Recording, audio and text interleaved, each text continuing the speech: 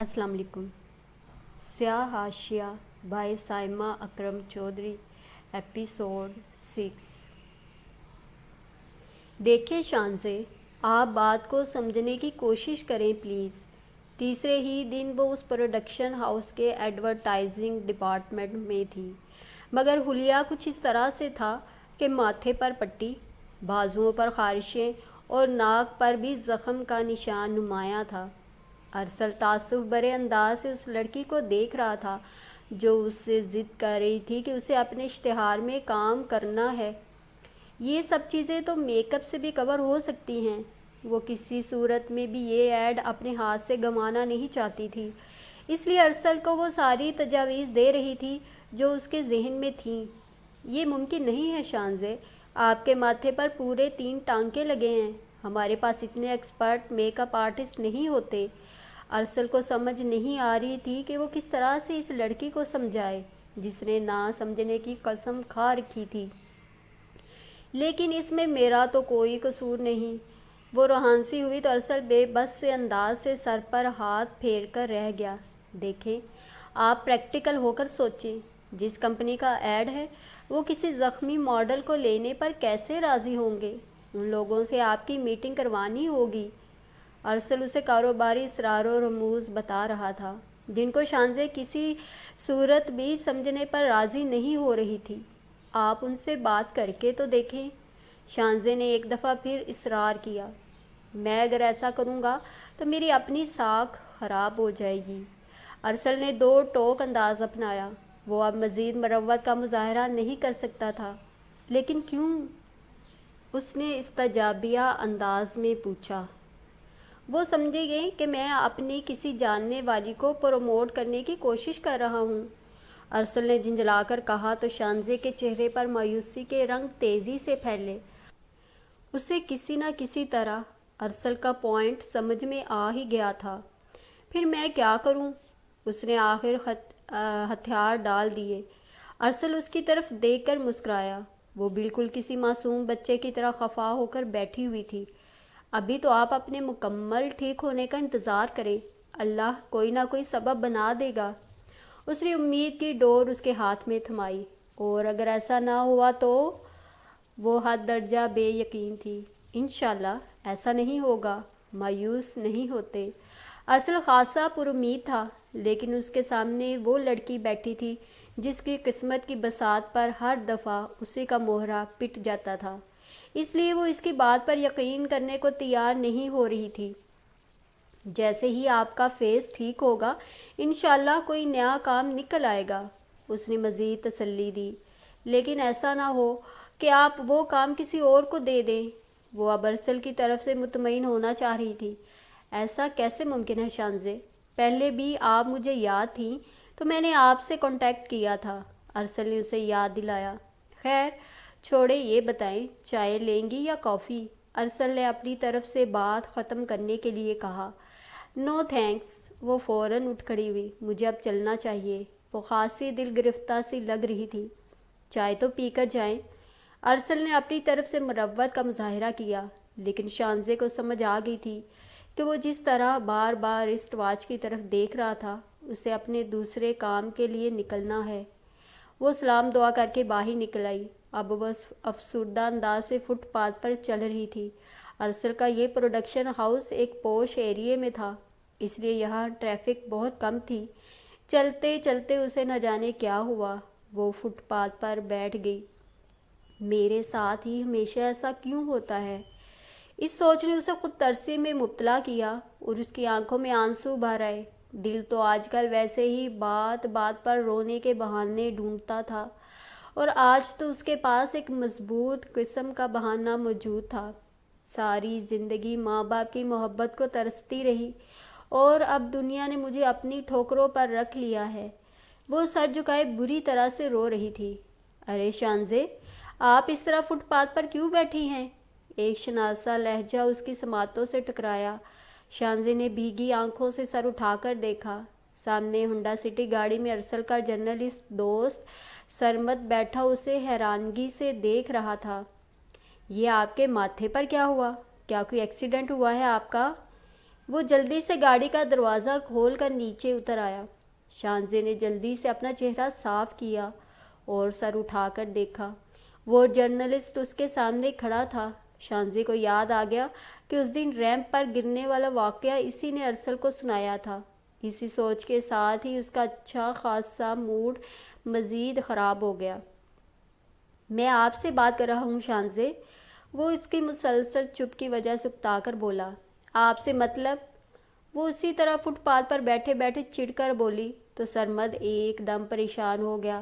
آپ ناراض ہیں مجھ سے؟ وہ بوکھلا کر اس کے پاس آن کھڑا ہوا۔ مجھے کیا ضرورت پڑی ہے ایرو غیروں سے ناراضگیاں پالتی رہوں؟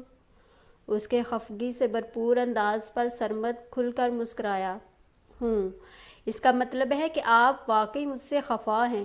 وہ اس سے کچھ فاصلے پر فٹ پاتھ پر ایسے آن بیٹھا جیسے گھر سے اسی مقصد کے لیے آیا ہو۔ شانزے منہ بنا کر تھوڑا سا اور دور ہو کر بیٹھ گئی۔ وہ اس کی اس حرکت پر زیر لب مسکرایا۔ وجہ پوچھ سکتا ہوں؟ سرمد نے دانستہ سنجیدہ انداز اپنایا۔ جب آپ دوسروں کی انسلٹ کے واقعات جگہ جگہ سناتے پھریں گے تو اگلا بندہ آپ سے ناراض ہی ہوگا۔ اس نے چڑ کر اصل بات بتائی، لیکن سرمد کو اس وقت واقعی اس بات کا بیک گراؤنڈ سمجھ میں نہیں آیا۔ کیا مطلب؟ وہ پتہ نہیں اتنا ہی انجان تھا یا بننے کی کوشش کر رہا تھا۔ اس دن ارسل کو آپ نے ہی فیشن شو میں میرے گرنے کا واقعہ سنایا تھا نا؟ اس کے ناک چڑھانے پر سرمد کو وہ بات یاد آ ہی گئی تھی جس کی وجہ سے وہ اس سے موڈ خراب کیے بیٹھی تھی۔ آئی ایم سوری، مجھے اندازہ نہیں تھا آپ اس طرح مائنڈ کر جائیں گی۔ اس نے سنجیدگی سے وضاحت دی۔ ایسا سانحہ تو کسی کے ساتھ کہیں بھی ہو سکتا ہے۔ وہ اسے مطمئن کرنے کے لیے کہہ رہا تھا۔ آپ اتنی ٹینشن کیوں لے رہی ہیں؟ تو آپ کا کیا خیال ہے؟ مجھے اس بات پر خوشی سے بھنگڑے ڈالنے چاہیے؟ شانزے کا مزاج ہنوز برہم تھا۔ میں نے ایسا کب کہا؟ وہ ہلکا سا گھبرایا۔ میں آپ سے بہت زیادہ معذرت خواہ ہوں۔ اس نے سچے دل سے اپنی غلطی کی معافی مانگی۔ It's okay. وہ اب بیگ سے ٹیشو نکال کر اپنا چہرہ صاف کر رہی تھی۔ تو آپ یہاں کیوں بیٹھی ہیں؟ آئیں میں آپ کو ڈراپ کر دیتا ہوں۔ سرمد کے صلح جو انداز پر وہ ایک لمحے کو سوچ میں پڑ گئی۔ پھر اسے خیال آیا اس سڑک پر ٹیکسی کا ملنا ممکن نہیں اور مین روڈ پر پیدل چلنے کی اس میں ہمت نہیں تھی۔ تنگ آ کر وہ کھڑی ہو گئی۔ اوہ سو سیڈ، مجھے اندازہ نہیں تھا کہ آپ کے ساتھ یہ حادثہ ہوا ہوگا۔ گاڑی میں بیٹھتے ہی اس نے سرمد کے بارے بار بار پوچھنے پر اسے اپنے زخمی ہونے والا واقعہ مختصراً بتا ہی دیا تھا۔ پھر تو وہ ایڈ بھی آپ کے ہاتھ سے نکل گیا ہوگا۔ سرمد کی بات پر اسے کرنٹ سا لگا۔ آپ کو کس نے بتایا؟ میں اس ایڈ میں کام کرنے والی تھی۔ شانزے حیرت بھرے انداز سے سرمد کو دیکھ رہی تھی جو بڑے مزے سے گاڑی ڈرائیو کرتے ہوئے مسکرا رہا تھا۔ اس لیے کہ اس ایڈ میں ماڈل کے لیے میں نے ہی آپ کا نام تجویز کیا تھا۔ سرمد کے منہ سے نکلنے والی اس بات نے شانزے کو ہکا بکا کر دیا۔ وہ سخت تعجب اور بے یقینی سے اپنے ساتھ بیٹھے لڑکے کو دیکھتی رہ گئی۔ وہ سوچ بھی نہیں سکتی تھی کہ وہ اس طرح سے اس کے لیے سفارش کر سکتا ہے۔ احسان کے بوجھ تلے ایک دم ہی اس کی گردن جھک گئی اور وہ کافی دیر تک بولنے کے قابل نہیں رہی تھی۔ ادینا کی زندگی میں اچانک ہی اداسی اور وحشت کا موسم چھا گیا تھا۔ عجیب بیزاری تھی۔ وہ کئی گھنٹے سوئی رہتی اور اگر جاگتی بھی تو ایسے ہی محسوس ہوتا جیسے نیند کی کیفیت میں ہے۔ وہ جون کی ایک تپتی سی دوپہر تھی۔ سر پر سورج آگ برسا رہا تھا اور پیروں کے نیچے زمین تپتا ہوا تندور بنی ہوئی تھی۔ وہ یوں ہی ننگے پاؤں اپنے کمرے سے باہر نکل آئی۔ سامنے مونا پائپ لگائے پودوں اور درختوں پر پانی برسا رہی تھی۔ پانی کی بچھاڑ کے نیچے دو منچلی سی بچیاں موسم کی شدت سے بے نیاز ایک دوسرے کے ساتھ اٹکھیلیاں کرنے میں مگن تھیں۔ بچپن کے دن بھی کسی خوشنما خواب کی طرح ہوتے ہیں جب کسی کھلونے کے ٹوٹنے کا غم بس چند گھنٹوں تک محدود ہوتا ہے اور پھر ایک نئے عزم کے ساتھ جگنو کا تعاقب اور تتلی کے پروں سے کہانیاں لکھنے کی دھن سوار ہو جاتی ہے۔ ہر چیز اپنی دسترس میں محسوس ہوتی ہے، لیکن افسوس یہ خوشنما خواب کا سفر بہت مختصر ہوتا ہے۔ ادینا باجی، اتنی گرم فرش پر آپ کیسے ننگے پاؤں کھڑی ہیں؟ مونا با کر اس کے اندر سے چپل اٹھا لائی۔ اچھا، موسم گرم ہے کیا؟ وہ سادہ سے انداز سے بولی تو مونا شدید دکھ کی کیفیت میں اسے دیکھتی رہ گئی۔ ادینہ کی یہ حالت اس کے دل کو تکلیف پہنچاتی تھی۔ اس نے اس لڑکی کو اس حالت میں دیکھا تھا جب اس کے گلاب چہرے پر ہر وقت مسکراہٹ رقصاں ہوتی تھی۔ نازک مزاج سے وہ لڑکی آج موسموں کی شدت سے بالکل بے نیاز تھی۔ آج ہمارے شہر کا موسم سبی کے گرم موسم کے برابر ہے۔ وہ اس کا ہاتھ پکڑ کر برآمدے میں لے آئی اور تخت پر بٹھا کر چھت کا پنکھا فل سپیڈ میں چلا دیا۔ وہ اب اس کے بالکل سامنے کھڑی اپنے بھیگے کپڑے سکھا رہی تھی۔ پتہ نہیں آپ کو کیوں نہیں گرمی لگ رہی؟ مونا سمجھنے سے قاصر تھی۔ جب انسان کے اپنے اندر کسی دکھ کا جہنم روشن ہو جائے تو اسے باہر کی جنت بھی اچھی نہیں لگتی۔ ادینہ اس کی بات پر بے بس سے انداز سے مسکرائی۔ ادینہ باجی پلیز بس کر دیں، اب تو پورے 15 دن ہو گئے ہیں۔ مونا جھنجھلا کر گویا ہوئی۔ تم مجھے 15 سال بعد بھی ملو گی تو میرے دل میں عبداللہ سے محبت کا دیا ایسے ہی روشن ہوگا، وہ سنجیدگی سے بولی۔ اور اپنے کمرے سے نکلتی صالحہ آپا نے اس کا یہ جملہ پورے ہوش و حواس کے ساتھ سنا تھا۔ ناگواری کی ایک لہر ان کے پورے وجود میں دوڑی۔ تمہارا عبداللہ سے کوئی شرعی رشتہ نہیں تھا، اس لیے ایسی باتیں کرنا زیب نہیں دیتا۔ آپا صالحہ کی بات پر ادینہ کے چہرے پر سخت ناگواری کا تاثر پوری قوت سے ابھرا، جو کہ آپا صالحہ کے لیے بالکل نیا تھا۔ کسی اپنے کی موت کا سوگ منانا جرم ہے کیا؟ اس بات پر آپ کا اسلام کیا کہتا ہے؟ ادینہ کی بات اتنی سادہ نہیں تھی، لیکن لہجہ اس سے بھی زیادہ گستاخانہ تھا۔ آپا صالحہ کے پیروں کے نیچے سے زمین نکلی۔ تمہارا اسلام کیا الگ ہے؟ وہ اس کے بالمقابل آنکھوں میں آنکھیں ڈال کر تلخ لہجے میں بولی۔ ادینہ کا نڈر انداز انہیں اندر ہی اندر کہیں ہلائے دے رہا تھا۔ ویسے بھی اسلام میں 3 دن سے زیادہ سوگ منانے کا حکم نہیں، سمجھی تم؟ میرا دین بغیر کسی ثبوت اور گواہی کے نہ تو کسی کو بد کردار ثابت کرتا ہے اور نہ ہی میرے رب کی رحمت کا سمندر اتنا مختصر ہے جتنا آپ عالم دین اسے بنانے کی کوشش کرتے ہیں۔ ادینہ کا یہ انداز اور رنگ ڈھنگ ایک دفعہ تو آپا کی جان ہی نکال گیا۔ وہ جان گئی تھی کہ وہ اس دن چھت والی بات کی طرف اشارہ کر رہی ہے جب انہوں نے اس کی صفائی میں کہی گئی ایک بھی بات نہیں سنی تھی۔ تم کہنا کیا چاہتی ہو؟ وہ تھوڑا نرم پڑی کیونکہ اس کے سوا کوئی چارہ نہیں تھا۔ آپ لوگ خدائی صفات میں صرف قہار اور جبار کی تبلیغ مت کیا کریں، وہ رحمان بھی ہے اور رحیم بھی، اس کا بھی بتایا کریں۔ ویسے بھی اسلام ہمیشہ محبت اور نرمی سے پھیلا ہے، غصے اور جبر سے نہیں۔ اس نے بڑے آرام سے اپنی بات مکمل کی اور اپنے کمرے کی طرف بڑھ گئی۔ آپا صالحہ کے تو گویا پیروں سے لگی اور سر پر بجھی تھی۔ دماغ خراب ہو گیا ہے اس کا، ابھی زمین سے ڈھنگ سے اگی نہیں اور میرے منہ کو آ رہی ہے۔ وہ مسلسل اپنی ساس کے سامنے غصے سے پورے کمرے میں ٹہل رہی تھیں۔ انہوں نے ساری بات انہیں بھی بتا دی تھی۔ تمہیں بھی تو 1000 دفعہ سمجھایا ہے، جوان اولاد سے اس طرح بات مت کیا کرو۔ بیبے نے ذرا محتاط انداز سے اپنی بہو کی بھی آج کلاس لی۔ ایک تو پہلے ہی عبداللہ کے انتقال کے بعد سارے مدرسے کی ذمہ داریاں میرے سر پر آن پڑی ہیں، اوپر سے اکلوتی اولاد منہ کو آ رہی ہے۔ آپا صالحہ تپ کر بولی۔ عبداللہ کے جانے کے بعد انہیں احساس ہوا تھا کہ وہ لڑکوں کی سائڈ کی ذمہ داریاں کتنے احسن طریقے سے سر انجام دے رہا تھا۔ اس کی موجودگی میں انہیں کبھی بھی کسی پریشانی کا سامنا نہیں کرنا پڑا تھا، لیکن اب 1 مہینے میں ہی انہیں دن میں تارے نظر آ گئے تھے۔ ابو بکر کو اپنے ساتھ کیوں نہیں ملا لیتی ہو؟ اسے سمجھاؤ، وہ سب کچھ سنبھال لے گا۔ بیبے نے مونا کے کزن کا حوالہ دیا جو کچھ عرصے سے وہیں قرآن پاک حفظ کرنے کے لیے آیا ہوا تھا۔ بیبے، میں کیسے اس پر ساری ذمہ داری ڈال سکتی ہوں؟ وہ ابھی بچہ ہے، اور پھر وہ بھی تو عبداللہ سے تفسیر کی تعلیم لے رہا تھا، وہ بھی اس کی ادھوری ہے۔ آپا صالحہ کی توجہ اچانک ہی ادینہ سے ہٹ کر مدرسے کی جانب ہو گئی۔ عبداللہ کے بعد وہ واقعی اپنے مدرسے کی وجہ سے بہت سے مسائل کا شکار ہو رہی تھی۔ بچہ ہے تو کیا ہوا، جلدی ہی سیکھ جائے گا، بیبے نے تسلی دی۔ سوچ رہی ہوں کہ کسی اخبار میں اشتہار دے دوں اور باقاعدہ کسی کو تنخواہ پر رکھ لوں۔ انہوں نے بیبے سے مشورہ کیا۔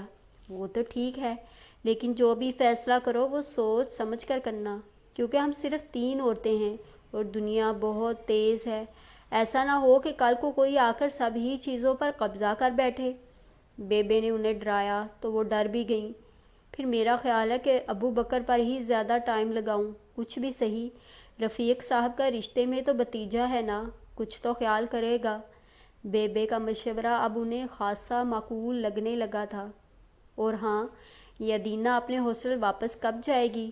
بیبے نے دوبارہ ان کی توجہ ادینہ کی طرف کروا دی. وہ پھر بے چین ہو کر کھڑی ہو گئیں. پتہ نہیں، انہوں نے منہ بنایا. پچھلے دنوں تو اس کی طبیعت خاصی خراب تھی، اس لیے میں نے بھی کچھ نہیں کہا. انہوں نے سچ بات بتائی. میری مانو تو اسے فوراً ہاسٹل بھجواؤ تاکہ اس کا ذہن بٹے. خالی دماغ تو ویسے بھی شیطان کا گھر ہوتا ہے. بیبے نے سنجیدگی سے کہا تو اپا صالحہ فوراً ہی متفق ہو گئیں. ویسے بھی ادینہ کے باغیانہ انداز انہیں ہلا رہے تھے. میرا خیال ہے آپ ہی اسے اس موضوع پر بات کریں. آپ کی تو وہ کافی مانتی ہے. آپا صالحہ نے ہلکا سا جھجک کر اپنی ساس سے کہا. ویسے بھی تھوڑی دیر پہلے ہونے والی تلخ کلامی کے بعد ان کا بالکل بھی دل نہیں کر رہا تھا کہ وہ فوراً ہی ادینہ سے گفتگو کا سلسلہ قائم کر لیں. وہ دل ہی دل میں ادینہ سے ٹھیک ٹھاک خفا ہو چکی تھیں. بتائیں نا بڑی اماں، میں ارسم کے ڈنر میں کون سا سوٹ پہنوں؟ اریدہ سخت الجھن کا شکار تھی اور اس وقت بھی بڑی اماں کو زبردستی اپنے کمرے میں پکڑ کر لائی تھی. بڑی اماں کے چہرے پر بیزاری اور کوفت کا عنصر نمایاں تھا.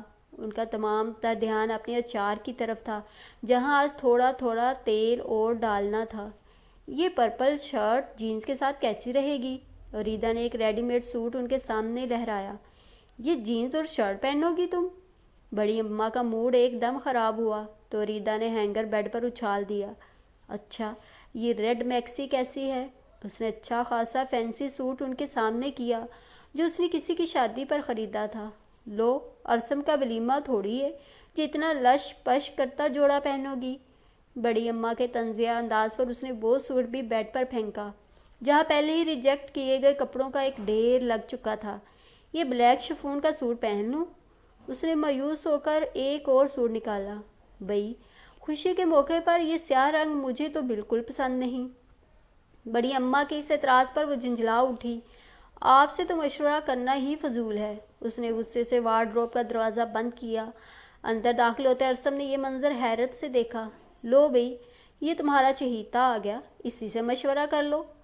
بڑی اماں جو پہلے ہی وہاں سے کھسکنے کا کوئی موقع ڈھونڈ رہی تھیں، ارسم کو دیکھ کر کھل اٹھیں. ارسم نے نا سمجھ انداز سے اریدہ کی طرف دیکھا جو کپڑوں کے ڈھیر پر منہ بنائے بیٹھی ہوئی تھی. یہ لنڈا بازار کس خوشی میں سجایا ہوا ہے؟ ارسم نے رنگ برنگی شرٹس اور جینس کی طرف اشارہ کرتے ہوئے ہلکے پھلکے انداز میں پوچھا. بھئی، یہ تو تم اریدہ ہی سے پوچھو جسے تمہارے ڈنر میں پہننے کے لیے کوئی جوڑا نہیں مل رہا. بڑی اماں نے اٹھتے ہوئے بیزاری سے کہا. میرے پاس کچھ بھی ڈھنگ کا نہیں ہے. اریدہ کے منہ بنانے پر بڑی اماں جاتے جاتے پلٹیں اور تعجب برے انداز سے ناک پر انگلی رکھ کر اریدہ کی جانب دیکھا جو اس وقت منہ پھلائے بیٹھی تھی. اللہ جھوٹ نہ بلوائے، پورا کمرہ کپڑوں سے ابل رہا ہے اور صاحبزادی کو کچھ بھی ڈھنگ کا نہیں لگ رہا. توبہ توبہ، قرب قیامت کی نشانیاں ہیں. وہ کانوں کو ہاتھ لگاتے ہوئے کمرے سے نکل گئیں. اریدہ نے ہاتھ میں پکڑی پنک کلر کی شرٹ غصے سے بیڈ پر پھینکی اور اب اٹھ کر کاؤچ پر بیٹھ گئی. ارسم نے مسکرا کر اسے دیکھا اور کمرے کی کھڑکی کے پاس آن کھڑا ہوا. اب تم میرے اتنے اہم ڈنر پر پرانا ڈریس پہنو گی کیا؟ وہ بہت سنجیدہ انداز سے اس سے پوچھ رہا تھا. کیا مطلب؟ وہ الجھی. چلو اسے اچھے سے مال سے شاپنگ کر کے آتے ہیں، مجھے بھی 1-2 ڈریس شرٹس لینی ہیں. ارسم کے مشورے پر وہ فوراً پرجوش ہو کر کھڑی ہوئی. ارے، یہ آئیڈیا میرے ذہن میں کیوں نہیں آیا؟ وہ جلدی جلدی کپڑوں کو اٹھا کر باقاعدہ وارڈروب میں پھینکنے لگی. اریدہ، ان کو ترتیب سے رکھو یار. ارسم اس کے پھوہڑ پن پر جھنجھلا اٹھا جبکہ وہ اطمینان سے اپنے کام میں مگن تھی. مجھ سے یہ سب نہیں ہوتا، خود ہی ملازمہ کل سیٹ کر دے گی. اس نے سب کچھ وارڈروب میں ٹھونس دیا تھا. اب بڑے اطمینان سے اپنے بالوں میں برش کر رہی تھی. اگلے ہی 5 منٹ میں وہ ارسم کے ساتھ لاؤنج کی سیڑھیاں اتر رہی تھی. سامنے ہی بڑے ابا غضبناک انداز میں ٹہل رہے تھے. وہ وہیں ٹھٹک کر پہلی سیڑھی پر رک گئی. دل ایک دم دہل کر رہ گیا تھا۔ سمجھ کیا رکھا ہے تمہارے بیٹے نے؟ ساری دنیا پیسوں سے خرید لے گا؟ وہ تلخ لہجے میں مزید گویا ہوئے۔ مجھے پتہ ہے بہت بڑا بزنس مین ہے وہ، لیکن اپنا پیسہ اپنی اولاد پر خرچ کرے۔ میرے ساتھ دوبارہ ایسی اوچھی حرکت کی تو اچھا نہیں ہوگا۔ میں فون کر کے پوچھتی ہوں اس سے۔ بڑی اماں سخت گھبرائی ہوئی تھیں۔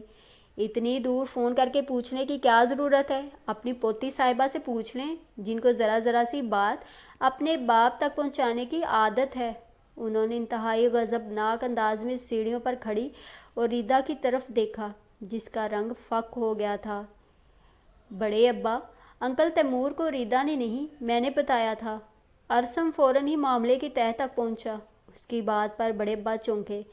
بہرحال یہ سیل فون اسے واپس بھجواؤ، مجھے کوئی ضرورت نہیں۔ وہ تھوڑا سا نرم ہوئے۔ لیکن میں نے ان کے سامنے یوں ہی ہلکا سا تذکرہ کیا تھا، مجھے اندازہ نہیں تھا کہ وہ اس طرح آپ کو سیٹ بھجوا دیں گے۔ ارسم نے محتاط سے انداز سے مزید وضاحت دی۔ بڑے ابا کا پارا ایک دم ہی نیچے آیا اور وہ ایک سرد نگاہ اوریدا پر ڈال کر اپنے کمرے کی طرف بڑھ گئے۔ کیا واقعی تم نے تیمور کو بتایا تھا کہ اوریدا کی وجہ سے ان کا موبائل ٹوٹ گیا ہے؟ بڑی اماں کو نہ جانے کیوں یقین نہیں آیا، اور کچھ اوریدا کا حواس باختہ انداز انہیں اصل بات بتا رہا تھا۔ ہاں نا بڑی اماں؟ وہ سیڑھیاں اتر کر ان کے کندھے پر بازو پھیلا کر اطمینان سے بولا۔ لیکن تمہاری تیمور سے کیسے بات ہوگی؟ وہ تو تمہیں کبھی کال نہیں کرتا۔ بڑی اماں ایک نکتہ نکال ہی لائی تھیں۔ ہاں تو میں نے کب کہا؟ مجھے انہوں نے کال کی تھی۔ وہ صاف مکر گیا تو بڑی اماں کی آنکھوں میں شکوک کے رنگ ابھرے۔ وہ تو اوریدا کو بار بار کال کر رہے تھے۔ یہ محترمہ واش روم میں دروازہ بند کیے رو رہی تھیں۔ میں نے کال اٹینڈ کر لی اور ان کو اصل بات بتا دی۔ ارسم نے مختصراً لاپرواہ انداز میں بتایا۔ بڑی اماں کو نہ چاہتے ہوئے بھی یقین آ ہی گیا تھا۔ تمہیں پتہ تو ہے اپنے بڑے ابا کے مزاج کا، خواہ سے تیمور سے تذکرہ کر دیا۔ بڑی اماں ہلکا سا برا مان کر مزید بولی۔ باقی تیمور کے پاس جو آج کل پیسے ٹک نہیں رہے، اس کا تو میں علاج کرتی ہوں۔ تمہیں کیوں سکتہ ہو گیا ہے؟ گاڑی میں بیٹھتے ہی ارسم نے خوشگوار لہجے میں اوریدا کو چھیڑا، ساتھ ہی اس کی آنکھوں سے ٹپ ٹپ کر کے آنسو گرنے لگے۔ ارسم بوکھلا سا گیا۔ او میرے خدا! اوریدا، تمہیں تو کسی نے کچھ نہیں کہا، تم کیوں رو رہی ہو؟ وہ پریشان ہوا۔ اگر تم نہ ہوتے تو بڑے ابا نے تو آج مجھے گولی ہی مار دینی تھی۔ اوریدا نے روتے ہوئے اصل بات بتائی تو وہ بے ساختہ ہنس پڑا۔ او مائی گاڈ! اوریدا، اگر کوئی چیز وقوع پذیر نہیں ہوتی تم کسی نہ کسی چیز کو فرض کر کے رونے کا بہانہ ڈھونڈ ہی لیتی ہو۔ کیا بنے گا تمہارا؟ اس نے ٹشو اس کی جانب بڑھاتے ہوئے گاڑی سٹارٹ کی۔ مجھے کیا پتا تھا وہ اتنا مائنڈ کر جائیں گے۔ اس نے آنکھیں صاف کرتے ہوئے رنجیدہ انداز میں کہا، اگر تم انکل تیمور سے یہ بات کرنے سے پہلے مجھ سے مشورہ کر لیتی تو میں تمہیں ہرگز یہ بے وقوفی نہ کرنے دیتا۔ ارسم بڑے مہارت سے گاڑی چلا رہا تھا۔ مجھے تو سمجھ نہیں آتی آخر بڑے ابا میرے پاپا سے اتنا چڑھتے کیوں ہیں؟ اس نے ناراض سے انداز سے کہا۔ اسے بڑے ابا کی باتیں بہت بری لگی تھیں۔ مجھے پتہ ہے۔ ارسم کے لاپرواہ انداز پر اوریدا کو سخت بے چینی لاحق ہوئی۔ ریئلی؟ مجھے بھی بتاؤ نا پلیز۔ اس نے فوراً اصرار کیا تو وہ مسکرا دیا۔ ایک دفعہ آغا جی بتا رہے تھے کہ بڑے ابا کو بہت شوق تھا کہ وہ انکل تیمور کو میڈیکل کی فیلڈ میں بھجواتے، لیکن وہ ضد کر کے زبردستی بزنس پڑھنے باہر چلے گئے۔ اس کے بعد سے ان کے بڑے ابا کے ساتھ تعلقات سخت کشیدہ ہیں۔ ارسم نے سنجیدہ انداز میں بتایا، جسے سنتے ہی اوریدا نے برا سا منہ بنایا۔ یہ تو کوئی ایسی خاص بات نہیں جس پر وہ اپنے اکلوتے بیٹے سے ناراض ہو کر بیٹھ جائیں۔ اوریدا کو سن کر خاصا افسوس ہوا۔ تمہیں پتہ تو ہے بڑے ابا کے مزاج کا، جو چیز ان کے ذہن میں سما جائے وہ ساری زندگی نہیں نکلتی۔ تمہاری ممی بھی تو ایسی ہی ہیں۔ اوریدا کی یاد دلانے پر وہ بے اختیار ہنسا۔ اس نے اوریدا کے بے ساختہ انداز کو انجوائے کیا تھا۔ تو میں نے کب کہا کہ وہ ایسی نہیں ہے؟ وہ مسکراتے ہوئے اس کی طرف دیکھ رہا تھا، جس کا موڈ اب ٹھیک ہو چکا تھا۔ وہ مزاجن بالکل بچوں کی طرح تھی۔ اس کو غصہ جتنی تیزی سے آتا تھا اتنی ہی تیزی سے اتر بھی جاتا تھا۔ اب بھی وہ بڑے ابا کی بات کو بھول بھال چکی تھی۔ دھیان سے گاڑی چلاؤ، کہیں ٹھوک مت دینا۔ اوریدا نے اسے بے ساختہ ٹوکا، جس کی توجہ بار بار بائیں جانب بیٹھی اریدا کی طرف ہو رہی تھی۔ تمہاری طرح ناڑی ڈرائیور تھوڑا ہوں۔ اس نے اریدا کو چھیڑا، لیکن چھیڑ اس وقت خاصی مہنگی پڑی کیونکہ اس کے آگے چلنے والی سفید کرولا نے ایک دم ہی بریک لگائی، جس کے نتیجے میں ارسم کو بھی فوراً پوری قوت سے بریک لگانا پڑی۔ اریدا جو اپنے دھیان میں بیٹھی تھی، اسے اچانک آفت پر اپنا توازن سنبھال نہ سکی اور اس کا سر ڈیش بورڈ سے جا ٹکرایا۔ آئی ایم سوری یار، میرا کوئی قصور نہیں۔ ارسم جو سیٹ بیلٹ کی وجہ سے محفوظ رہا تھا، گھبرا کر اریدا کی طرف دیکھتے ہوئے بولا۔ اریدا دائیں ہاتھ سے اپنا ماتھا سہلاتے ہوئے اسے غصے سے گور رہی تھی۔ ابھی تو تھوڑی دیر پہلے بڑے ایکسپرٹ ہونے کے دعوے کر رہے تھے، دیکھ لیا نا بڑے بول کا انجام۔ اریدا نے بیزاری سے اسے یاد دلایا۔ ایکسپرٹ ہی ہوں جو فاسٹ رو میں ایمرجنسی بریک کے بعد گاڑی کو سنبھال لیا، ورنہ اب تک تو اگلی گاڑی کا بمپر اور بتیاں تو ٹوٹ چکی ہوتیں۔ اس نے مسکراہٹ دبا کر فوراً اپنی صفائی دی اور گاڑی سٹارٹ کی۔ یہ اگلے والے کو کون سی موت پڑ گئی تھی جو اس طرح اچانک بریک لگا دی؟ اریدا نے منہ بناتے ہوئے کہا۔ اس کی گاڑی کے نیچے بلی کا بچہ آنے لگا تھا۔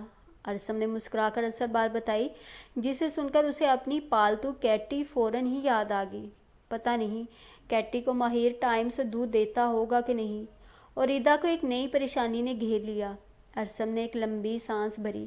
اب یہ بیٹھے بٹھائے تمہیں اپنی کیٹی کہاں سے یاد آ گئی؟ اس نے مسکرا کر پوچھا۔ وہ مجھے بھولی ہی کب تھی، کتنا کہا تھا پاپا کو اسے بھی میرے ساتھ پاکستان جانے دیں، لیکن پاپا مانے ہی نہیں۔ اریدا نے اداس ہونے کے لیے ایک نئی وجہ ڈھونڈ ہی لی تھی۔ شکر کرو کہ تم اسے لے کر نہیں آ گئی، ورنہ پورے گھر میں ایک طوفان برپا ہو جاتا۔ ارسم نے اسے خوشگوار لہجے میں کہا تو اریدا نے سوالیہ نگاہوں سے اس کی طرف دیکھا، کیونکہ وہ واقعی نہیں سمجھی تھی۔ ارے بابا، بڑی اماں کو ان کے کتے بلیوں سے سخت چڑ ہے۔ ارسم نے اس کی معلومات میں اضافہ کیا جو اسے سخت ناپسند آیا۔ ایک تو مجھے پاپا کے پیرنٹس کی سمجھ نہیں آتی، ان دونوں کو کوئی چیز اچھی بھی لگتی ہے؟ وہ جھنجھلا کر مزید گویا ہوئی۔ جب سے یہاں آئی ہوں صبح شام یہی سننے کو ملتا ہے، بڑے ابا کو یہ پسند نہیں، بڑی اماں کو فلاں چیز سے چڑ ہے۔ ارے بابا، تم لوگ کسی کو جینے بھی دو گے کہ نہیں؟ مائی گاڈ اریدا، تمہاری زبان کتنی لمبی ہے۔ بڑی اماں نے یہ تمہارے سنہرے ارشادات سن لیے تو 1 منٹ میں دماغ ٹھکانے لگا دیں گی۔ ارسم نے گاڑی پارکنگ میں کھڑی کرتے ہوئے اسے شرارتی انداز سے ڈرایا۔ مائی فٹ۔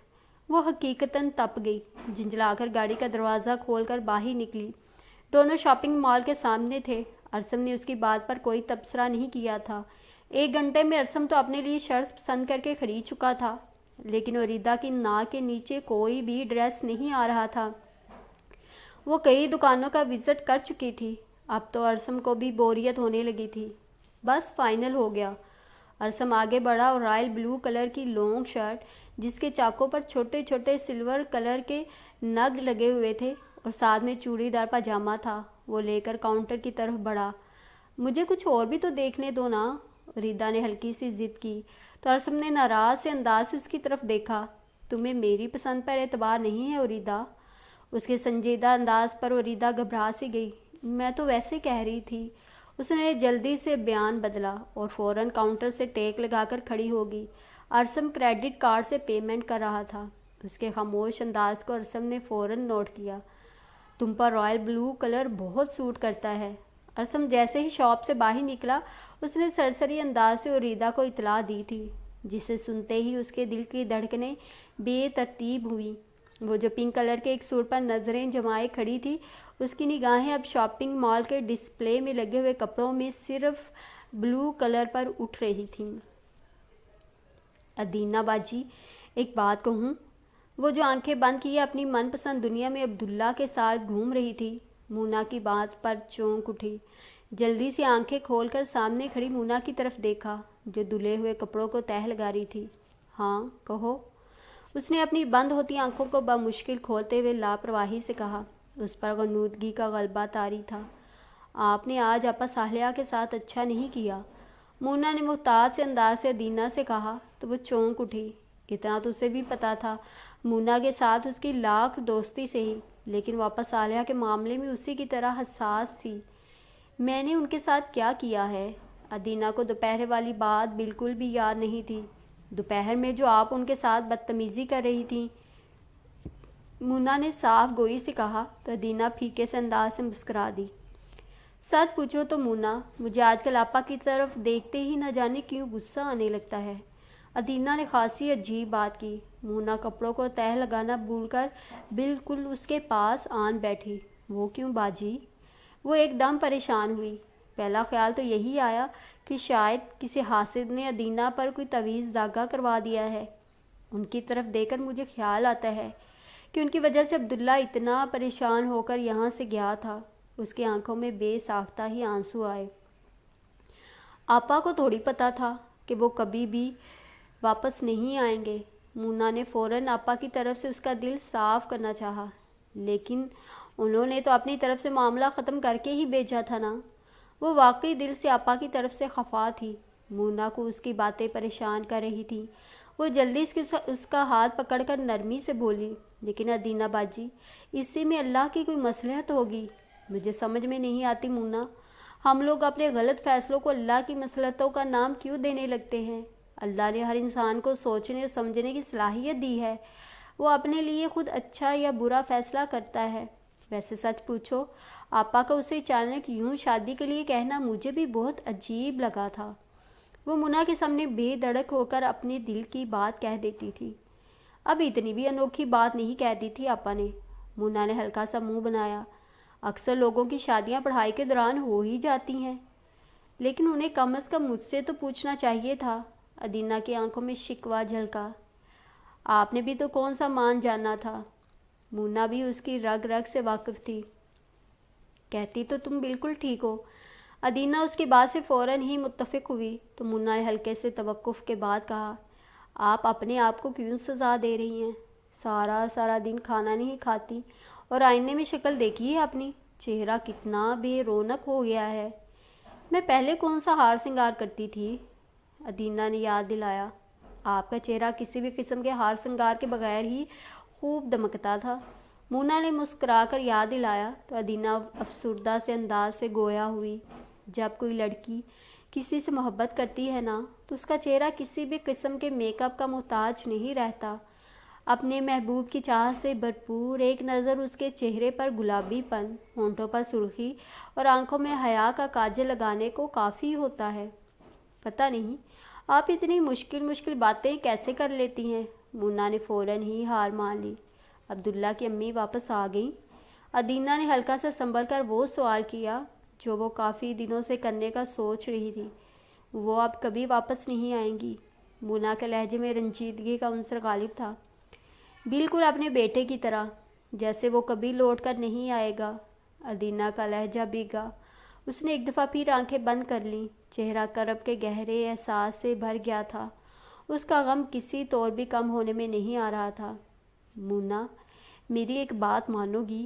ادینہ کا لہجہ پر اصرار ہوا۔ مونا نے حیرانگی سے اس کی طرف دیکھا جو آنکھیں موندے لیٹی تھی۔ ادینہ باجی، آج تک آپ کی کوئی بات ٹالی ہے؟ مونا بے بسی کے احساس سے مسکرائی۔ اسے واقعی ہی ادینہ سے بڑی گہری محبت تھی۔ کسی دن جب بچوں کو چھٹی ہوگی تم اور میں عبداللہ کے کمرے میں جائیں گے۔ اس کی بات پر مونا حیران ہوئی۔ تم میرے ساتھ چلو گی نا؟ مدرسے والے کمرے میں؟ مونا نے تعجب بھرے انداز سے پوچھا۔ ہاں، اس نے اس بات میں سر ہلا دیا۔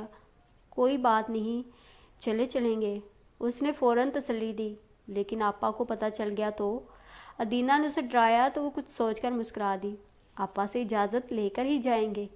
مونا کی بات پر اس نے آنکھیں کھول کر اس کی طرف یوں دیکھا جیسے اس کی خرابی دماغ کا یقین آ گیا ہو۔ وہ تو قیامت تک اجازت نہیں دیں گی۔ ادینہ نے مایوس ہو کر کروٹ بدلی۔ ارے ادینہ باجی، آپا پرسوں ہی مجھے کہہ رہی تھی کہ لڑکوں والی سائڈ کی تفصیلی صفائی کروانی ہے۔ بس میں انہیں آج ہی مشورہ دیتی ہوں کہ کل بچوں کو 10 سے 1 بجے تک چھٹی دے دیں، میں لڑکیوں کو لے کر صفائی کروا دوں گی۔ مونا نے اپنے زرخیز دماغ سے ایک ترکیب نکال ہی لی تھی، جسے سنتے ہی ادینہ کے چہرے پر مسکراہٹ دوڑ گئی۔ اسے معلوم تھا کہ مونا واقعی کوئی نہ کوئی ایسا بہانہ تلاش کر ہی لے گی۔ اب آپ پھر سو رہی ہیں کیا؟ وہ ہلکا سا جھنجھلائی۔ ہاں، بہت نیند آ رہی ہے۔ ادینہ جو کہ آنکھیں زبردستی کھولنے کی کوشش میں نڈال ہو گئی تھی، اب نیند کے آگے بے بس ہو چکی تھی۔ مونا کچھ دیر تو اسے دیکھتی رہی اور پھر تنگ آ کر کمرے سے نکل گئی، جاتے جاتے لائٹ بھی آف کر گئی۔ مغرب کا وقت تھا جب آپا صالحہ نے اپنے کمرے سے باہر قدم نکالا اور برآمدے میں لگا انرجی سیور روشن کیا۔ وہ اس وقت پورے گھر کی بتیاں جلا دیتی تھیں۔ کچن کی طرف جاتے ہوئے انہوں نے اپنی بیٹی کے کمرے میں جھانکا، اندر گھپ اندھیرا تھا۔ 1000 دفعہ سمجھایا ہے، مغرب کے وقت گھر میں اندھیرا نہیں کرتے۔ انہوں نے جھنجھلا کر ادینہ کے کمرے کی لائٹ روشن کی اور انہیں دیکھ کر دھچکا لگا کہ وہ خاصی گہری نیند میں تھی۔ ان کے بولنے اور لائٹ روشن ہونے پر بھی اس کی نیند نہیں ٹوٹی تھی۔ وہ آہستگی سے اس کے پلنگ کے پاس چلی آئیں اور اس کی زمین پر لٹکتی چادر اٹھا کر اس کے اوپر دی۔ ایک چھوٹا کشن زمین پر گرا ہوا تھا، وہ اٹھا کر پلنگ پر رکھا۔ ادینہ کے سائیڈ میز پر میڈیکل کی کچھ کتابیں رکھی ہوئی تھیں جسے اس نے پچھلے کئی دنوں سے ہاتھ ہی نہیں لگایا تھا۔ پاس ہی چائے کا خالی کپ اور ایک گلاس پانی کا رکھا ہوا تھا۔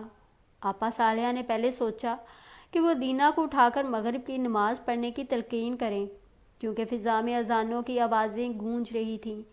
پھر نہ جانے کیا سوچ کر انہوں نے اپنا ارادہ ملتوی کر دیا۔ میز پر پڑے برتنوں کو اٹھانے کے لیے انہوں نے جیسے ہی ہاتھ بڑھایا، کتابوں کے درمیان ٹیبلٹس کا ایک چھوٹا سا پیکٹ انہیں نظر آیا۔ یہ کیا ہے؟ انہوں نے حیرانگی سے وہ پیکٹ اٹھایا اور میڈیسن کا نام پڑھتے ہی انہیں کرنٹ سا لگا۔ وہ سلیپنگ پلز تھیں۔ انہوں نے گھبرا کر ادینہ کی طرف دیکھا جو دنیا مافیا سے بے نیاز سو رہی تھی۔ انہیں سمجھ آ گئی تھی کہ گہری نیند انہی ادویات کی بدولت تھی۔ کسی میڈیکل کی اسٹوڈنٹ کے پاس ان ٹیبلٹس کا ہونا اتنی عجیب بات نہیں تھی۔ عجیب بات تو یہ تھی کہ انہیں اس چیز کی خبر نہیں ہو سکی کہ ان کی بیٹی مصنوعی نیند کی عادی ہو چکی تھی۔ قسم اللہ پاک کی آپا، مجھے نہیں پتا ادینہ باجی نے یہ دوائی کس سے منگوائی تھی۔ مونا نے گھبرا کر آپا صالحہ کو جواب دیا۔ اس کی بری طرح سے شامت آئی ہوئی تھی۔ آپا صالحہ اور بیبے نے سب سے پہلے اسی کو پکڑا تھا۔ غضب خدا کا، وہ یہ میڈیسن کھا کھا کر سارا دن ٹن ہو کر پڑی رہتی ہے اور تم نے ایک دفعہ بھی مجھے نہیں بتایا۔ آپا کا غصہ کسی طور بھی کم ہونے میں نہیں آ رہا تھا۔ انہوں نے اپنی ساس کو بھی ساری بات بتاتی تھی، جو خود بھی تعصب بھرے انداز سے مونا کو دیکھ رہی تھی۔ دیکھیں آپا، ایسی میڈیسن یہاں اپنے گاؤں سے تو ملنے سے رہی۔ مونا نے پریشان انداز سے ان کی طرف توجہ دوسری جانب مبذول کروائی۔ تمہارا کیا خیال ہے ادینہ، یہ شہر سے لے کر آئی ہے؟ وہ فوراً ہی اس کی بات کو سمجھی۔ ظاہری سی بات ہے۔ اس نے لاپرواہی سے کندھے اچکائے۔ آپا صالحہ کے چہرے کی رنگت متغیر ہوئی۔ اچھا تم جاؤ، جا کر ادینہ کو اٹھاؤ اور فریج سے آٹا نکال کر چولہے کے پاس رکھو۔ بیبے نے سب سے پہلے مونا کو منظر سے غائب کیا۔ جیسے ہی وہ کمرے سے نکلی، وہ فوراً آپا صالحہ کی طرف متوجہ ہوئی، جو پریشان سے انداز سے اپنا سر دونوں ہاتھوں سے پکڑے بیٹھی تھیں۔ میں نے کہا تھا نا کہ تم فوراً ادینہ سے بات کر کے اسے شہر بھجواؤ، بیبے نے سنجیدگی سے اپنی بہو کو مخاطب کیا۔ وہی بات کرنے تو اس کے کمرے میں گئی تھی، انہوں نے جلدی سے کہا۔ اس کا مصروف ہونا بہت ضروری ہو گیا ہے، ورنہ تو وہ آدھا دن رو کر اور آدھا دن سو کر گزار دے گی۔ بیبے نے منہ بنا کر سر جھٹکا۔ ادینہ کی اس حرکت نے انہیں بھی خاصا مایوس کیا تھا۔ میں آج ہی اس سے صاف صاف بات کرتی ہوں۔ آپا صالحہ بے چین سے انداز سے کمرے میں ٹہلنے لگیں۔ ذرا نرمی اور پیار سے بات کرنا، جوان اولاد سے سختی اچھی بات نہیں، بیبے نے کمرے سے نکلتے ہوئے انہیں نصیحت کی، جسے آپا صالحہ نے بہت غور سے سنا تھا۔ آج کل وہ اپنی ساس کے مشوروں پر خوب عمل کر رہی تھیں۔ 1 گھنٹے کے بعد وہ پھر سے ادینہ کے کمرے میں تھیں۔ وہ اٹھ چکی تھی اور اس وقت واش روم میں تھی۔ وہ اس کے بیڈ پر آ کر بیٹھ گئیں۔ اندر سے پانی گرنے کی آواز مسلسل آ رہی تھی۔ ایسا لگتا تھا جیسے وہ شاور لے رہی ہو۔ انہوں نے وقت گزاری کے لیے سائڈ میز پر رکھی اناٹمی کی کتاب اٹھائی۔ جیسے ہی انہوں نے اسے کھولا، ایک چھوٹی سی پاسپورٹ سائز تصویر اس میں سے نکل کر زمین پر جا گری۔ آپا صالحہ نے حیرانگی سے اس تصویر کو دیکھا اور فوراً جھک کر زمین سے اٹھا لیا۔ جیسے ہی انہوں نے تصویر کو سیدھا کیا، انہیں 420 واٹ کا کرنٹ لگا۔ وہ بو کھلا کر کھڑی ہوئیں۔ اناٹمی کی کتاب جو ان کی گود میں تھی اچھل کر زمین پر جا گری۔ وہ خوف زدہ نگاہوں سے ہاتھ میں پکڑی اس بلیک اینڈ وائٹ تصویر کو دیکھ رہی تھیں۔ جیسے کوئی بہت بڑا بھوت دیکھ لیا ہو۔ وہ اڑتے ہوئے ادینہ کے کمرے سے نکلی تھیں۔ ان کا دماغ بک کر کے اٹھ چکا تھا۔ وہ کبھی سوچ بھی نہیں سکتی تھیں کہ یہ تصویر انہیں ادینہ کی کتابوں سے بھی مل سکتی ہے۔ تم شوبز میں آنے کا ارادہ ملتوی کیوں نہیں کر دیتی شانزے؟ سرمد نے اس دن اسے لنچ کے لیے بلا رکھا تھا۔ شانزے کو ڈراپ کرنے کے بعد دونوں کی اچھی خاصی بے تکلفی اور دوستی ہو گئی تھی۔ جب سے شانزے کو پتہ چلا تھا کہ اسے پہلا ایڈمی سرمد کی سفارش سے ملا ہے، اس کے دل میں خود بخود اس کے لیے سافٹ کارنر بن گیا تھا۔ یہ تم مجھ سے کہہ رہے ہو سرمد؟ شانزے کو دچکا ہی تو لگا تھا۔ ہاں، میں تمہیں کہہ رہا ہوں کہ تم شوبز کو چھوڑ کر کوئی اور جاب اپنے لیے تلاش کرو۔ اس سلسلے میں تمہاری ہیلپ کر سکتا ہوں۔ تم نے یہ فضول بات کرنے کے لیے مجھے یہاں بلایا ہے؟ وہ ٹھیک ٹھاک برا مان گئی۔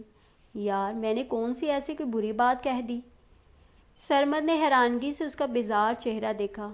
جو بھی ہے، میں شوبز کو چھوڑنے کا سوچ بھی نہیں سکتی، شانزے نے صاف گوئی سے کہا۔ لیکن تم ابھی اس میں ان ہی کہاں ہوئی ہو؟ سرمد نے اسے آئینہ دکھایا۔ کبھی نہ کبھی میرے لیے بھی راستہ کھل ہی جائے گا۔ وہ ابھی بھی پر امید تھی۔ سرمد نے اس موضوع پر بات کرنے کا ارادہ ملتوی کر دیا تھا۔ ڈاکٹر کے پاس دوبارہ گئی تھی؟ سرمد نے اس کے ماتھے پر لگے ٹانکوں کو دیکھتے ہوئے ہمدردی سے پوچھا۔ شانزے کا دل ایک دم ہی کھانے سے اچاٹ ہو گیا۔ اس نے ہاتھ میں پکڑا چمچ پلیٹ میں رکھ دیا۔ وہ افسردہ ہوئی۔ وہ کہتا ہے کہ کم سے کم بھی 2 ماہ لگیں گے، پھر یہ جا کر نشانات ختم ہوں گے۔ سرمد اس کی پریشانی اور افسردگی کو سمجھ سکتا تھا۔ یہ تو واقعی پریشان کن بات ہے۔ وہ سنجیدہ ہوا اور پھر چونک کر اسے دیکھا، جو اب کھانا بالکل نہیں کھا رہی تھی۔ شانزے، تم پلیز کھانا تو کھاؤ، سرمد نے اسے ٹوکا۔ پتہ نہیں کیوں ایک دم ہی ساری بھوک اڑ گئی ہے، اس نے بے بس انداز سے کہا۔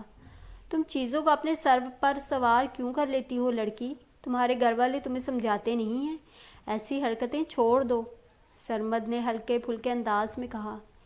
میرے گھر والے ہیں ہی نہیں تو مجھے کون سمجھائے گا؟ اس نے استہزائیہ انداز سے اپنا مذاق خود اڑایا۔ سرمد الجھ سا گیا۔ کیا تم نے شوبز کی خاطر اپنا گھر بار سب کچھ چھوڑ دیا؟ سرمد کو اندازہ تھا کہ لڑکیاں اس جنون میں بہت کچھ چھوڑنے پر تیار ہو جاتی ہیں۔ اس کی بات پر شانزے کھلکھلا کر ہنسی اور ہنستی ہی چلی گئی۔ اس میں اتنا ہنسنے کی کیا بات ہے؟ وہ ہلکا سا برا مان گیا۔ اس لیے کہ میں اکلوتی اولاد ہوں اور میری پیدائش کے فوراً بعد میرے والدین کے درمیان علیحدگی ہو گئی تھی۔ اس کے بعد بابا کی ڈیتھ ہو گئی اور ماما شاید اپنے میکے چلی گئیں اور انہوں نے دوبارہ مجھ سے رابطہ کرنے کی کوشش نہیں کی۔ اس نے اپنی زندگی کے دردناک حصے کو اتنے عام اور سرسری سے لہجے میں بتایا کہ سرمد کھانا بھول کر اسے حیرت سے دیکھنے لگا۔ تو تمہاری پرورش کس نے کی؟ اس نے بے تابی سے پوچھا۔ میری پھپھو اور دادی نے، لیکن اب دادی کی بھی ڈیتھ ہو چکی ہے۔ شانزے نے ایک دفعہ پھر رائس اپنے پلیٹ میں نکالے۔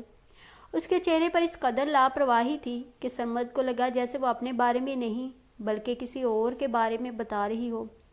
اس کا مطلب ہے تمہارے پاس بلڈ ریلیشن کے نام پر کوئی رشتہ نہیں؟ میرا مطلب ہے بہن یا بھائی؟